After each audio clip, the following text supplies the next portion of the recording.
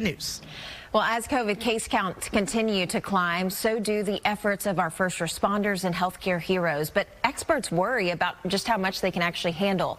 MedStar Emergency Services says they are treating 80 potential COVID patients per day, and that's a 16% increase from November. Cook Children's Hospital is also seeing an increase in patients needing care. In fact, 150 a day to be exact. 2 years into the fight against COVID-19, many healthcare workers are burnt out and exhausted, and now the latest surge could make those staffing issues even worse. Many of our workers in the hospital are going to contract Omicron, even though they've been vaccinated, and they're going to have to isolate. That's going to be one less person in the workforce. Meanwhile, the Texas Hospital Association is begging for people to stop showing up to emergency rooms to get a COVID test. Hospitals want to make sure that they have staff available for critical care emergencies instead. They say people should go to a dedicated testing site instead. And if you need help finding one, we've got a complete list of testing sites available on our website, cbsdfw.com. All you have to do is pull out your phone and scan the code of the QR code at the bottom of your screen, and it'll take you there. Happening today. COVID-19 cases are again on the rise in North Texas. That's what we've been telling you, with the easier transmitted Omicron variant becoming the dominant strain. But this comes as infusion centers around the state run out of that monoclonal antibody treatment most effective against Omicron. And others are pausing their services awaiting new Omicron-specific treatments. Our Larry Collins is following that story for us this morning. Larry? Yeah, good morning. Right now, there are around 1,200 North Texans who are hospitalized with COVID-19 related illnesses. It's the highest number we've seen since October.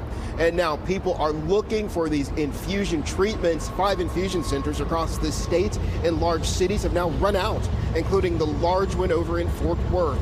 The next shipment won't arrive until sometime in January. Other providers like MedStar are now pausing their treatments.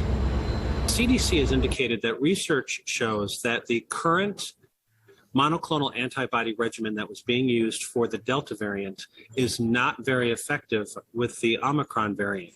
So as a result, they're changing the recommendations and the emergency use authorization.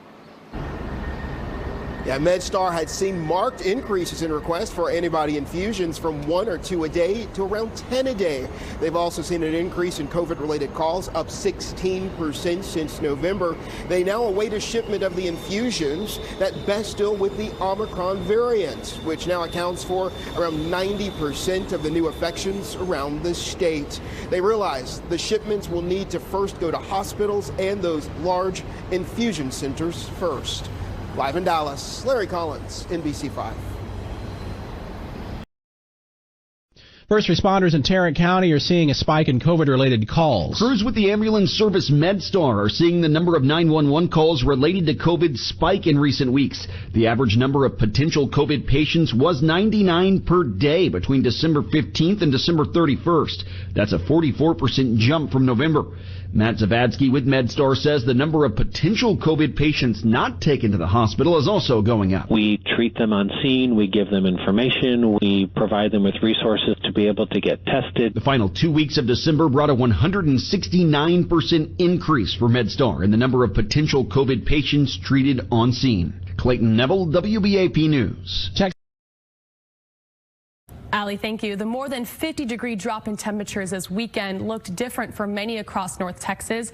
It didn't stop Cowboys fans from tailgating, just with a few added layers, of course. And for those that help the homeless community, it was a busy time getting ready to help shelter those in need. Fox 4's David Santendry has the story.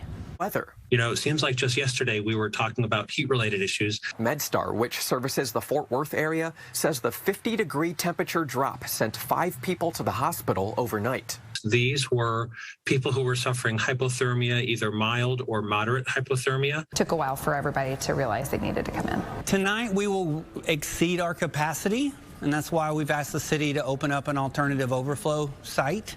And so we'll be sending people over there. Freezing low temperatures are expected for most of the week. It's a good thing some at the tailgate came prepared. We've got a great tent. We have 5 space heaters. 5 space heaters. David Santendry, Fox 4 News. Our ambulance crews responded to fewer car wrecks, fewer stabbings, and fewer shootings over this New Year's weekend compared to last. MedStar's Matt Zavotsky says he's got a theory. Last year, a lot of folks may have gone out for the holiday because they were really craving that personal interaction. This year, they had the opportunity to do that through the fall when a lot of the restrictions were lifted, and they really focused on staying home. And it's not just that this New Year's was a bit safer than last year. To put it into perspective, last year, MedStar responded to 103 crashes New Year's Eve to New Year's Day. This year, that number was down to 62, and last year, they responded to a half dozen shootings or stabbings. This year was... Now, if you've forgotten how to deal with this kind of winter temperatures, MedStar is offering some tips. First, dress in layers. Don't forget the gloves, hats, and scarves.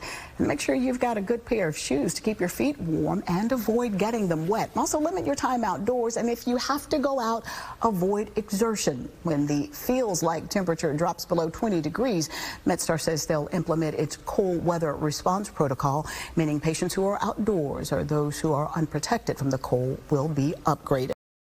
The new year bringing North Texas some very cold weather and all the dangers that come with it.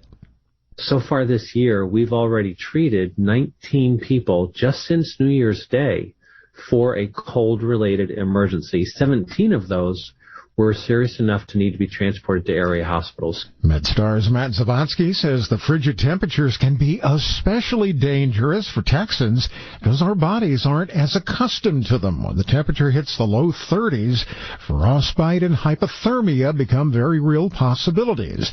Zavotsky says when the temperature dips, stay inside when you can, dress warm, stay dry, and try to limit your time